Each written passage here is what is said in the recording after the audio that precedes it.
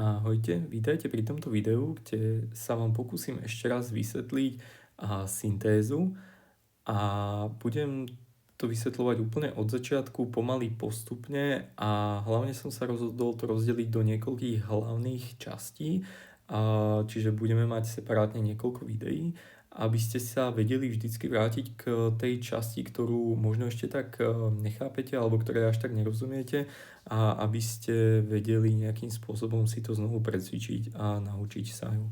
Takže keď sa na ten príklad pozrieme, vždycky bude vyzerať ten začiatok nejak takto a vždycky budeme mať na začiatku nejakú funkciu o určitom počte premenných. Tých premenných môže byť aj menej, môžu byť dve premenné alebo 3, je to rôzne.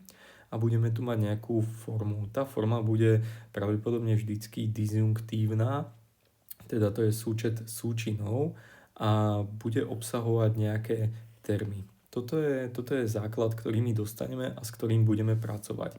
A teraz, ako s ním budeme pracovať? Úplne na začiatku najdôležitejšie pre nás bude dostať tzv. UDNF.